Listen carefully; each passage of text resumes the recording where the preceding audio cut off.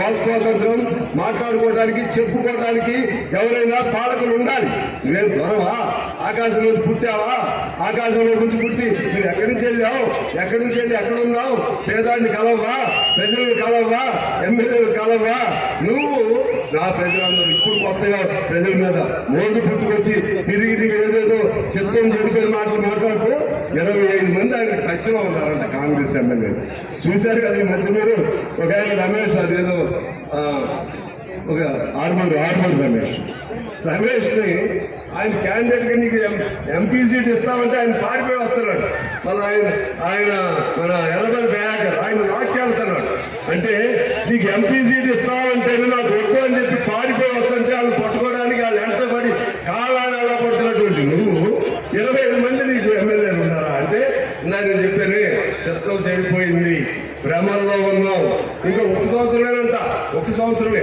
ఈ 1 సంవత్సరం తిరిగి వచ్చేస్తారంట. అంటే అలాగే భ్రమల్లో ఉండు చివరికి పిచ్చివాడి స్వర్గం అంటారు చూసారా? పిచ్చివాడి స్వర్గంలో నువ్వే రాజు. సినిమాలో అల్లు రావులంగా దొరవే అదేది దొరపోతే ఎక్కువ ఊరేగుతా ఉంటాడు. మా నాయన జమీందార్, మా తాత జమీందార్, నేను జమీందార్, ఇదిగో నా రాజ్యం, నా గుర్రం మీదని ఆ హోంలో ఉండు కేసీఆర్ గారు. ఇవాళ నీ రాజ్యం అయిపోయింది. ఇక టీఆర్ఎస్ బతకదని ఎందుకు చెప్తున్నానంటే కమ్యూనిస్ట్ పార్టీని మోసం చేసేది ఎవరినైనా సరే కమ్యూనిస్ట్ పార్టీ అధపాతాలను నొక్కుతుంది.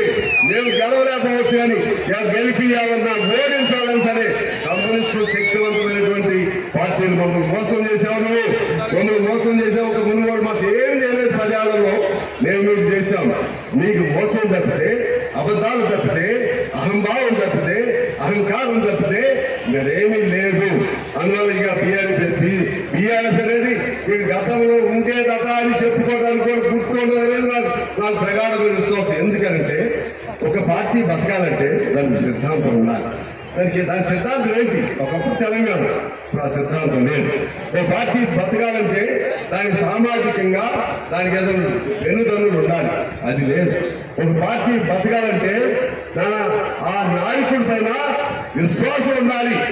నాయకుడి పట్ల విశ్వాసం ఉంటే రాజ్యం పోతున్నా సరే ఆ సైన్యం ఆ నాయకుడిని కాపాడుకోవడానికి ప్రయత్నం చేస్తాడు. మీ పట్ల విశ్వాసం ఉందా? అందుకని బీఆర్ఎస్ అనేది మర్చిపోవాలి. బీజేపీ అనేది రానియొద్దు. రానియకుండా చేయడంలో తెలంగాణ ముందు పేదాలను నిలబడాలని చెప్పి నేను కోరుతూ జానారెడ్డి గారు, ఉత్తమ్ కుమార్ రెడ్డి గారు నాకున్న పరిచయం మాట చెప్పి నేను సెలవు తీసుకుంటాను.